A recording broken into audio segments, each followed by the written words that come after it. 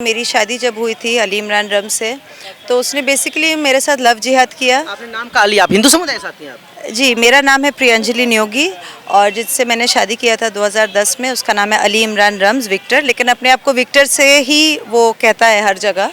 और बाद में पता चला था कि उसका रियल नेम अली इमरान रम्स है, वो एक मुसलमान है। और तब मेरे घर वाले सख्त खिलाफ़ थे इस चीज़ के, लेकिन उसके बावजूद सबके खिलाफ़ जाके मैंने शादी किया था स्पेशल मैरिज एक्ट के तहत। लेकिन शादी के कुछ महीने बाद ही उसने मुझे जबरन निकाह करवाया क्योंकि मैं प्रेग्नेंट थी, वरना उसने मुझे कहा कि अगर तुम निकाह नहीं की तो तुम अपने घर वापस चले जाओ और हमारे धर्म के हिसाब से ये शादी ये बच्चा कुछ भी जायज़ नहीं है। और निकाह के फ़ौरन बाद ही उन्होंने मुझे बहुत ही मारा पीटा था इसी बात को लेकर, और मेरा मिसकैरेज हो गया। और उसके बाद मारपीट का सिलसिला चलता रहा, डाउरी का मांग। जिस लिबरल सेक्युलर इंसान से मैंने शादी किया था, शादी के उस 13-14 साल में पता चला कि एक्चुअली वो बस एक एजेंडा लेके आया था कि एक हिंदू लड़की को कैसे कन्वर्ट करा के अपने धर्म में लाना है, जन्नत का टिकट बनाना है और पूरी तरह से फिज़िकली, फाइनेंशियली, सोशली मुझे एक्सप्लॉइट करके फिर मतलब बेसिकली यूज़ करना है। तो इसी तरह से मेरे 2 बच्चे हैं, 2 लड़के हैं मेरे, एक 10 साल का, एक 13 साल का है। लेकिन मेरी जितनी स्त्री धन थी, मेरी नानी का दिया हुआ जितना संपत्ति था, सोना गहना जो भी था, सब कुछ मुझसे लूट के मुझे forcefully under coercion paper sign करवा के मेरा फ्लैट, मेरा प्रॉपर्टी सब कुछ मुझसे छीन के आज दोनों बच्चों के साथ मैं बेघर हूँ। और वो अपनी एक एक्स्ट्रा मैरिटल अफेयर उसका जो चल रहा है, उस औरत को लेकर वो अय्याशी कर रहा है और हम दर दर भटक रहे हैं इंसाफ के लिए। केसेस भी मैंने सब दर्ज किए हुए हैं, पिछले 2.5 साल से केसेस चल रहे हैं। लेकिन कैलकाटा में अभी जाके सरकार बदली है तो उम्मीद है कि कुछ पॉजिटिव होगा, लेकिन इसके पहले हर चीज़ काफ़ी मैनिपुलेटेड था। कोर्ट से लेके थाना कहीं पर कोई भी नहीं सुन रहा था। और बेसिकली उसकी माँ भी एक बहुत जानी पहचानी मर्डरर है। उसकी माँ ने उसके फादर का मर्डर किया था। गंभीर आरोप लगा रही हैं आप?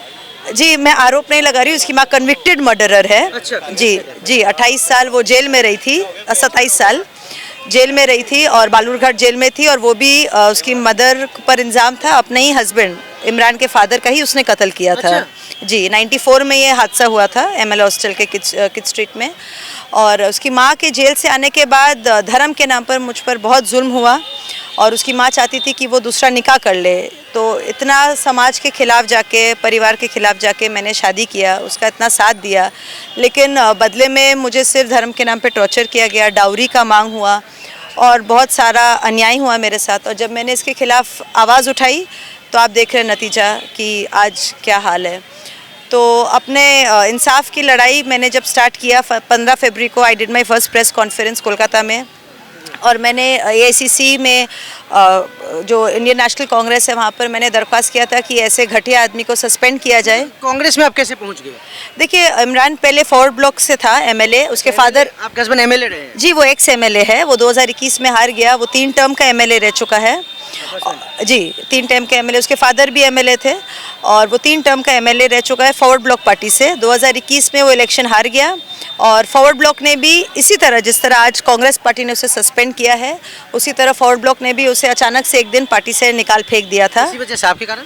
नहीं, तब 21 में तो कोई कारण ये नहीं था, लेकिन 21 का कारण यही था उसका bad conduct, not following the party constitution and principles, money laundering, party fund का मिसयूज़ करना, जो उसके अंदर जो गुंडागर्दी, जो होलीगनिज्म, जो दादागिरी का एटीट्यूड है, जो आज भी कांग्रेस पार्टी देख पा रहा है। आपने कहा कि इनिशियली उन्होंने अपना नाम विक्टर बताया था, तब आपको नहीं पता था विक्टर या तो क्रिश्चियन हो सकता है, हिंदू तो नहीं है, या मुस्लिम होगा? देखिए, तब मैं 17 साल की थी, ठीक है, और हम लोग जिस मिले थे दोस्त के तौर पे। उनकी उम्र कितनी थी? वो मुझसे 12 साल बड़ा है, वो 30 साल का था।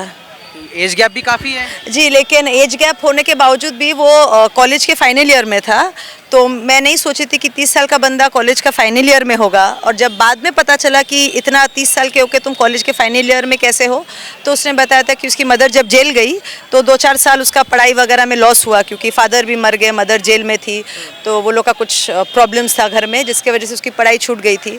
तो इसीलिए वो 30 साल का होके भी 24 साल के बच्चों के साथ पढ़ रहा था। तो कब पता चला आप लोग रिलेशनशिप में, कब से थी?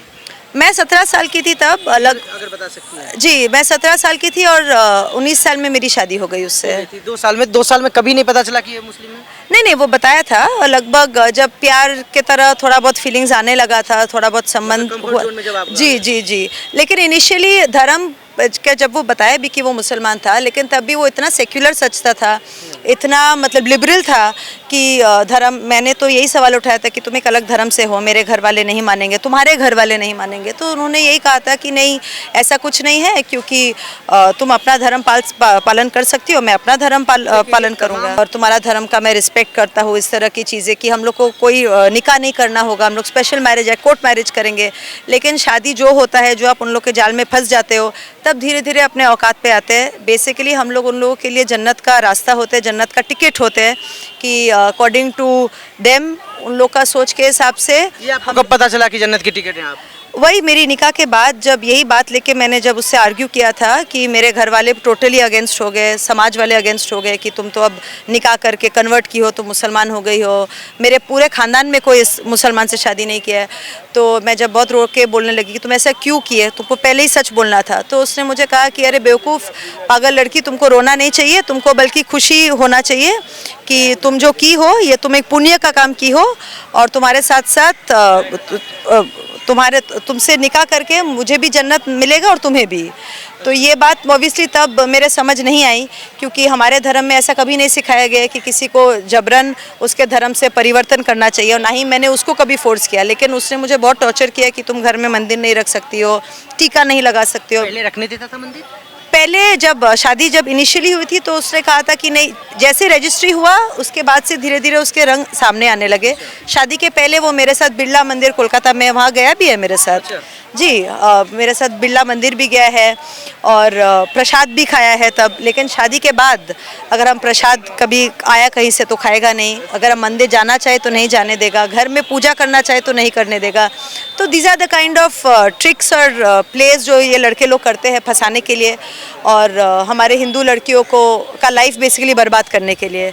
तो सभी लड़कियों को यही कहना चाहूँगी कि अपने सनातन धर्म को माने, अपने धर्म के मुताबिक उसी के हिसाब से चले, और गलती से भी इन बदमाशों को बढ़ावा ना दे, इन लोग के ट्रैप में ना फंसे। इन लोग के लिए हम काफिर हैं, और हम चाहे कुछ भी कर ले, हम जिंदगी भर काफिर ही रहेंगे। जी, लेकिन आप जब शादी करके गए स्पेशल मैरिज एक्ट में, तो फिर उनके फैमिली के साथ रहने लगी थी? उनके फैमिली तो थे ही नहीं, क्योंकि उसकी मदर तो जेल में थी। नहीं, उसकी 2 बहनें हैं, जिसमें से एक का तो शादी नहीं हुआ और दूसरी तो शादी करके अपने ससुराल में थी। तो फैमिली के तौर पे कोई था नहीं उसके साथ, और उसके अंकल आंटी थे तो वो लोग अलग रहते थे। तो घर पे सिर्फ वो और हम ही रहते थे। लेकिन हाँ, उसकी मम्मी के आने के बाद, आपको जैसे मैंने कहा कि उसकी मम्मी का कहना था कि घर में नमाज नहीं हो रहा है, रोज़ा नहीं रखा जा रहा है, बेसिकली इस्लाम को नहीं पालन किया जा रहा है। मेरे 2 लड़के हैं, वो लोग का खतना नहीं हुआ है, तो इन सब घर में मेरा गंगा जल क्यों रखा हुआ है। आपने खतना नहीं करवाया तो फिर आपके हस्बैंड को दिक्कत नहीं हुई? जी, तब इनिशियली ये बात लेके काफ़ी झगड़ा हुआ था घर में, लेकिन मैंने तो साफ इनकार कर दिया कि ये मेरे लिए करना मतलब पॉसिबल नहीं होगा, क्योंकि उसके बाद जो देखभाल वगैरह करना होता है बच्चा का, वो सब हमें हमारे तौर तरीके में वो नहीं आते, हमें नहीं पता होता है। और वो अपना पॉलिटिक्स को लेके इतना बिजी रहता था कि उसे कभी परवाह उतना था नहीं, ना फैमिली का ना बच्चों का। अय्याशी में ही इतना व्यस्त हो गया था कि उसे भी धर्म से तब तक और ज़्यादा परवाह था नहीं, अपना अय्याशी में, और बस। तो आपके साथ दिक्कतें कब से शुरू हुई? जो अभी आप कह रही थी वायलेंस शुरू हो गया था, टॉर्चर करना ये कब से शुरू हो गया था? देखिए, वायलेंस और टॉर्चर तो जैसे कि मैंने आपको कहा कि निकाह के बाद से ही दूसरे तीसरे दिन पे ही शुरू हुआ था। तीसरे दिन? जी, तो हनीमून पीरियड होता है? हनीमून पीरियड तो वैसा कभी रहा नहीं। 6 महीने तक बिल्कुल वो रहता नहीं, रहता है। देखिए, शादी तो बेसिकली मेरी 9 फरवरी 2010 को हुई थी, और निकाह 10 अगस्त 2010 को, तो बेसिकली 6-7 महीना तो हो ही चुका था। और निकाह भी फोर्सफुली वो करवाया, तो तब तक रिलेशन में ऑलरेडी एक करवाहट आ ही चुका था, क्योंकि वो एक जबरन हमसे काम करवाया था। हम मजबूर थे क्योंकि हम प्रेग्नेंट थे, और उसके साथ हम लीगली मैरिड थे, लेकिन अकॉर्डिंग टू इस्लाम वो लीगल नहीं है। But according to the Indian constitution, हम लोग भारत में रहते हैं, हम लोग को इस्लामिक कंट्री में नहीं रहते हैं, तो according to the constitution I am legally married. But वो अगर हमको मानने से इनकार करें, मेरा बच्चा को कल स्वीकार करने से इनकार करें, तो हम कहाँ जाते हैं? हम घर वालों के खिलाफ जाके शादी किए थे।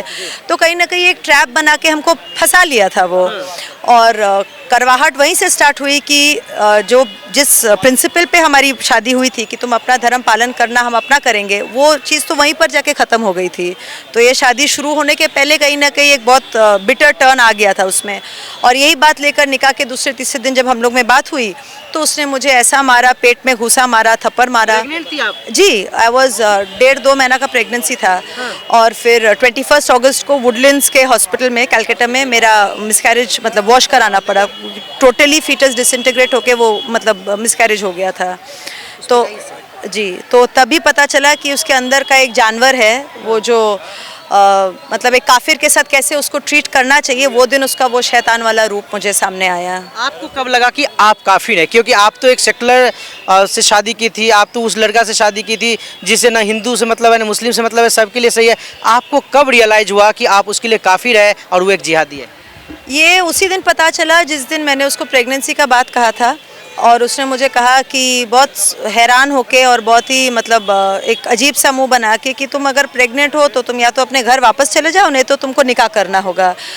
जबकि कोई भी न्यूली मैरिड कपल के लिए एक प्रेगनेंसी होना या कुछ बहुत एक्साइटमेंट खुशी की बात होती है, लेकिन उसके लिए इट वाज लाइक मतलब क्या बोलते हैं आपको, लाइक नॉट ये क्या हो गया एग्जैक्टली कि वो एक इस मोड़ का इंतजार कर रहा था कि बस ये मोड़ आए, एक विन विन सिचुएशन, और वो हमको लाइक लिटरली चाकू के धार पे रख के कुछ करवा पाए।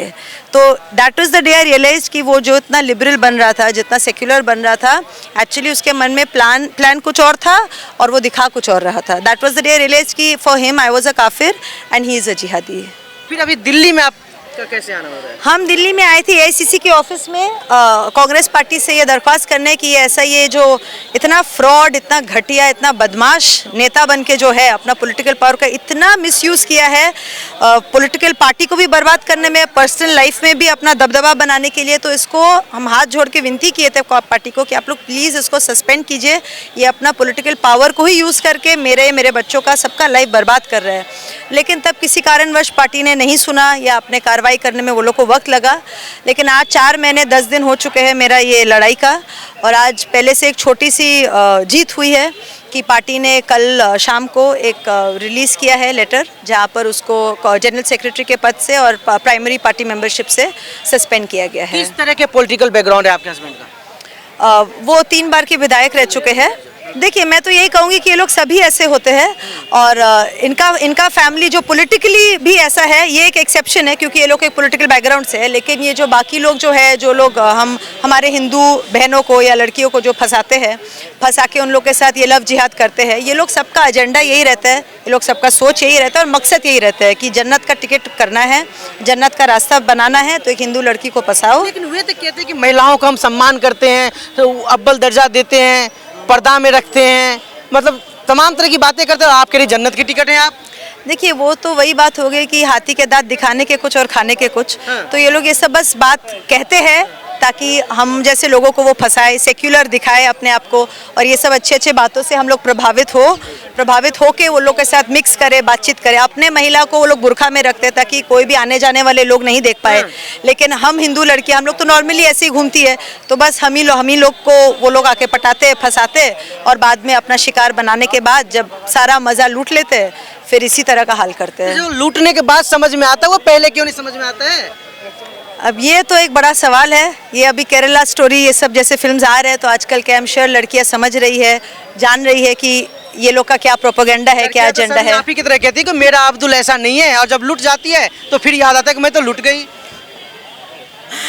अब क्या करूं, अब ये तो हो गया है, ये तो अभी हो गया है ऐसा। देखिए, तब अगर यही आज के डेट पे अगर मैं तब अपना ग्रेजुएशन करके जॉब करती, आज मैं 35 साल के हूँ, आज का डेट में अगर मैं सोचती तो मैं अपना दिमाग से सोचती, दिल से नहीं। लेकिन 17-18, और ये लोग का ना मतलब प्रोपेगेंडा रहता है कि 17 से 20 साल की लड़कियों को ही टारगेट करना है, क्योंकि उस उम्र में ना लड़कियों का तब दिमाग से नहीं सोचती है, हॉर्मोन्स जागता है, और उस उम्र में जब आदमी का हॉर्मोन्स इतना हाई रहता है, प्यार और सब फैसला आदमी दिल से करता है, तो जब दिल दिमाग के ऊपर हावी हो जाता है ना, तब अकल का कोई इस्तेमाल नहीं करता है। तब तक लगता है, तब यही सबको लगता है कि नहीं, यही सबसे अच्छा है, यही सबसे प्यारा है, यही सबसे खुश रखेगा, और मेरा अब्दुल ऐसा बिल्कुल भी नहीं है। यही सोच के हम लोग फंसते हैं। ये लोग कभी भी शायद आप कम देखोगे 25-30 साल की औरतों को टारगेट करते हैं, क्योंकि उस उम्र तक ना एक लड़की को मैच्योरिटी काफ़ी आ जाता है, समझ आता है, दुनियादारी का पता रहता है। 17-18 साल में आपको क्या दुनियादारी पता रहता है? उस टाइम पे मम्मी पापा समझाते होंगे तो आपको बहुत गुस्सा आता होगा। उस टाइम में देखिए, एक चीज़ है कि जो हम सारे पेरेंट्स को भी बोलना चाहेंगे कि जैसे मेरे पेरेंट्स ने, मम्मी जब समझाई थी वो मना की थी फैमिली बैकग्राउंड देखे कि उसकी माँ जेल में है, अच्छा फैमिली नहीं है, लेकिन मेरे पापा खिलाफ थे क्योंकि वो मुसलमान था, लेकिन पापा ने कभी मुझे कारण नहीं बताया। अच्छा। सिर्फ यही कहे कि नहीं वो मुसलमान है, तुम शादी नहीं करो। तो आप जब अपने बच्चों को कोई भी चीज़ के लिए मना करो ना, उन्हें हमेशा कारण समझाइए, उनके साथ बैठ के थोड़ा काउंसलिंग कीजिए, उन्हें प्रॉपरली डिस्कस कीजिए, फ्रेंड के तरह उन्हें शेयर कीजिए, बातों को एक्सप्लेन कीजिए, क्योंकि उस उम्र में 17 से 20-22 के उम्र में लड़कियां या कोई भी बच्चे, तब वो लोग रिबेल होते हैं, तब वो लोग में हार्मोन्स या वो प्यार का वो इतना भूत सवार होता है। ढूंढ रहे होते हैं जो कि वो जी, वो लोग तब चाहते हैं कि अगर आप उन पर शोषण करो कि ये तुम नहीं करोगी, अगर आप ऐसे डांट के बोल दोगे तो वो लोग उसी चीज़ को और करेंगे, बल्कि अगर आप उन्हें प्यार से बैठ के समझाओ, कारण बताओ और कन्विंस करो कि बेटा ये क्यों नहीं करना है, तब हो सकता है वो प्यार का भूत थोड़ा कम हो और थोड़ा अकल जागरूक हो। तो अभी आपके दोनों बच्चे कहाँ हैं? दोनों बच्चे मेरे साथ है, उसको क्या मतलब है, उसका तो मज़ा हो गया, लाइफ हो गया, जन्नत का टिकट तो हो गया, 2 बच्चे भी हो गए। आज दोनों बच्चे और हम लोग सड़क पे है, वो मेरे ही घर में अपनी वो अय्याशी कर रहे हैं, वो जिस औरत को लेके है, बस मज़े कर रहे हैं। कितने बड़े हैं आपके बच्चे दोनों? एक 10 साल का बेटा है, एक 13 साल का बेटा है। अच्छा। मेरी सास के हिसाब से वो लोग भी काफिर है, क्योंकि वो लोग का खतना नहीं हुआ है, वो लोग नमाज नहीं पढ़ते, तो वो लोग भी प्रॉपर इस्लामिक कल्चर नहीं फॉलो करते, तो वो लोग भी काफिर। तो हम और मेरे बच्चे काफिर है, मेरी सास और उनका बेटा, मेरे हस्बैंड, वो लोग ही असली मुसलमान हैं। कि चाहे वो लोग कुछ भी कर ले, अय्याशी करे, उसकी माँ की तरह खून करे, कुछ भी कर ले, नमाज पढ़ लो, वो बुरखा पहन लो, गोरू खा लो, तो बस हो गया अच्छा मुसलमान, अल्लाह सब माफ़ कर देते हैं। कोशिश तो बहुत किया, ये लेके झगड़ा भी हुआ, लेकिन हम इस बात को लेकर हम टस से मस नहीं हुए, तो अल्टीमेटली इस चीज़ पर मतलब बीफ खाने के लिए आपको दवा बनाया गया? हाँ जी, मेरी मदर-इन-लॉ भूख हड़ताल पे बैठ जाती थी कि अगर घर में बीफ नहीं बना हम नहीं खाएंगे। अब एक 60 साल की बुढ़िया औरत, अगर हम लोग सब खाना खा रहे हैं और वो नहीं खाना खाए, तो लास्ट में मैंने उनको बोला ठीक है आप खाना, बीफ आपका बनाइए, बर्तन अलग कीजिए। लेकिन वही है कि बदमाशी तो आदमी से जाता नहीं है, बीफ अपना बनाएगी, झूठा चम्मच मेरे खानों में डाल देगी, बीफ का टिक्किया बना के मेरे बच्चों को खिला देगी। खिला दिया था? जी, वो डायरेक्ट मीट नहीं खिला पाती थी क्योंकि हड्डी से पता चलता, तो वो क्या करती थी, शामी कबाब बनाती थी कीमा का और खिलाती थी। तो एक दिन जब बच्चे खा रहे थे, मैंने लेके थोड़ा स्मेल किया, तो मटन का स्मेल तो हमें पता है, तो लगा थोड़ा अजीब है, और मुझे याद था कि मैंने तो मटन खरीदा नहीं। तब पता चला, तो जब घर में ये लेके भैंसा भैंसी हुआ, तब बोले हाँ हम खिला दिए, तो क्या हुआ, हम क्या गलत किए? अच्छा। उल्टा आगे हम ही पर चढ़ गई, और हम अगर कुछ बोले तो ऐसे माँ बेटा मिलके हम पर चढ़ेंगे जैसे कि लगता है हम ही को, मतलब वो लोग आज ही खा जाएंगे। पिटाई भी करते थे? पैर से, हाथ से, लात से बाल खींचना। उसकी माँ जो अलग लेवल की डेंजरस औरत है, जेल में रही है 28 साल, तो आप 27 साल, आप समझ ही रहे होंगे। अकल आ गई होगी ना जेल में रह के तो? देखिए उसका है गेंडा का चमड़ा, हाँ। ठीक है, और बेशरम बेहया तो उन लोग का फैमिली का ये परंपरा ही है। तो जैसी माँ थी चरित्रहीन, बेशरम, बेहया, बेटा भी वैसा ही है। हमको शुरू में लगा कि शायद फैमिली करके, बच्चे करके वो एक फैमिली मैन बनेगा, लेकिन वही है, उसकी माँ का तरह वो भी चरित्रहीन है। एक औरत से उसका पेट भरता नहीं है, जैसे उसकी माँ का एक उनके हस्बैंड से नहीं भरा, उसकी माँ को हर दिन हर रात कोई नया मर्द चाहिए था, उसके बेटा भी वैसा ही है।